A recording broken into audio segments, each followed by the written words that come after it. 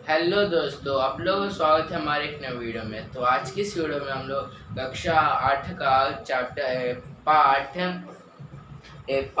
4 भगवान के डाकिए आज की इस वीडियो में हम लोग पढ़ने वाले हैं। तो ये पाठ 4 है।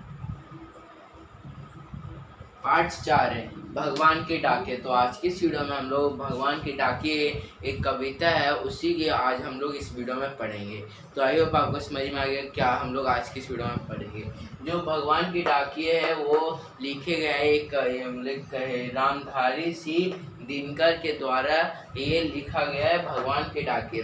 तो भगवान के डाकिए का मतलब क्या है हम लोग ने देख लिया कि कौन किसने लिखा। ये वसंत का चैप्टर है, वसंत हिंदी का। और रामधारी सिंह दिनकर ये कवि है। इससे भगवान के डाकिए का एक कविता होने का। तो अब देखते हैं भगवान के डाकिए का मतलब क्या है। भगवान के डाकिए मतलब कि जैसे कि डाकिए का मतलब क्या है, जिसको हम लोग इंग्लिश में पोस्टमैन बोलते हैं। क्या बोलते हैं? पोस्टमैन। पोस्टमैन डाकिए का मतलब पोस्टमैन होता है। तो उसी तरह भगवान के डाकिए मतलब God God postman means postman of God means भगवान के डाकिए। तो भगवान के डाकिए, भगवान भी क्या है, इंसान है, उनको भी क्या एक पत्र लेकर दूसरे पत्र को भेजना है। वो उनके पास तो जादू है ना, वो जादू करके दूसरे देश दूसरे जगह पहुंचा सकते हैं। हाँ, तो उनके पास तो जादू एक जगह से दूसरे जगह पहुंचा सकते हैं।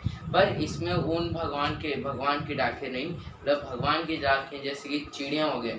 चिड़िया को भी पहले क्या कि ये पत्र लेकर दूसरे जगह अब भेजा जाता था। तो उसी तरह इसमें भी क्या है कि चिड़िया के जो मान सकते हो, इसमें यह सिर्फ इमेजिनेशन करना है, लेकिन सिर्फ अनुभव करना है इसमें कि भगवान के डाके होंगे। तो चलो शुरू करते हैं। तो सबसे पहले मैं ये भगवान के डाके ये पाठ है, ये पेज है इसका, ये फर्स्ट पेज है, मतलब कि आखिरी फर्स्ट पेज, ये कविता ये मान सकते हो।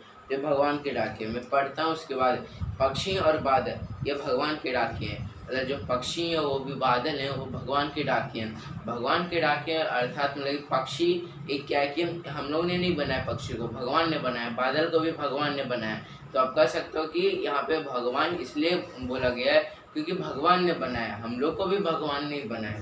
तो जो एक महादेश से दूसरे महादेश को जाते हैं, जो कि एक महादेश मतलब कि एक कॉन्टिनेंट से या एक कॉन्टिनेंट से दूसरे कॉन्टिनेंट में जाते हैं। मतलब कि एक पक्षी का तो कोई सीमा नहीं होता ना, एक से दूसरे जगह, दूसरे से तीसरे जगह, तीसरे से पहले जगह, ऐसे कहीं पे भी जा सकता है। तो इसलिए उसकी कोई सीमा नहीं होती। उसी तरह जो एक पक्षी है और बादल है वो कहीं भी जा सकते हैं, मतलब कि कोई भी एक महादेश से दूसरे महादेश में कहीं पे भी जा सकते हैं।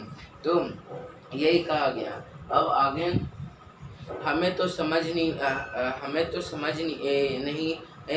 हम तो समझ ही नहीं पाते मगर उनकी लाई चिट्ठियाँ पेड़ पौधे पानी और पहाड़ बाँचते हैं। मतलब कि जैसे कि अगर मान लो कि चिड़िया लाता है पद, तो हम लोग थोड़ी समझ पाएंगे, वो तो पेड़ पौधे ये सब समझ पाएंगे ना, ताकि उन लोग नहीं बोलते हैं, हम लोग बोलते हैं। तो जो कि नहीं बोलते हैं वो नहीं बोलते हैं, उनके साथ समझ पाते हैं। जैसे पेड़ पौधे ये सब क्या कि समझ पाएंगे ना। तो ये चिड़िया और बादल की बात है, क्या कहना चाहते हैं, तो क्या कहना चाहते हैं इसलिए चिट्ठियाँ बोली हैं। तो मतलब कि जो बादल और चिड़िया जो पत्र लाते मतलब चिट्ठियाँ लाते हैं, वो हम लोग तो समझ नहीं पाते हैं क्योंकि वो बोलते हैं जो हमको समझ में नहीं आता। वो समझ में आ सकते हैं कि इनको पेड़ पौधे को पेड़ पौधे पानी और पहाड़ बाँचते हैं। मतलब पेड़ पानी और पहाड़ और पानी कोई समझ में आ पाता होगा। तो ये पहला स्टैंड मतलब पहला पैराग्राफ है। तो ये है।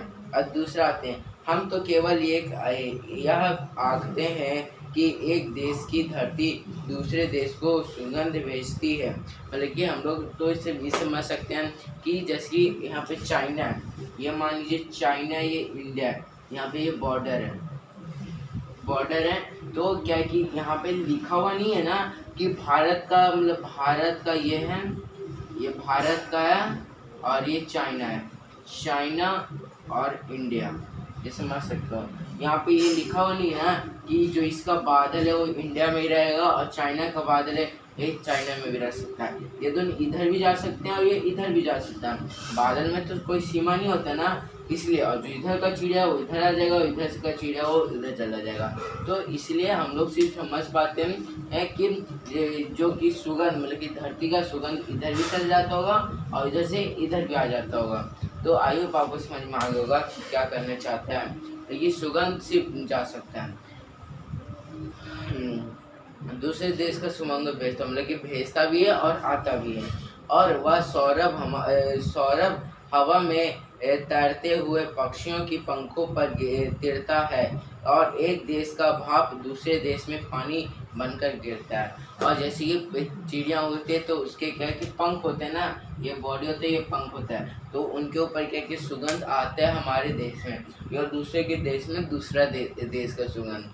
और उसी तरह से क्या है कि एक देश का भाप, जैसे पानी है, पानी को अगर ज़्यादा गर्म हो जाएगा तो भाप बन जाएगा, भाप से बादल बन जाएगा, तो बादल बन जाता है और एक देश का भाप दूसरे देश में आकर पानी बरस जाता है, वही फिर सूरज की रोशनी से बरस जाता है।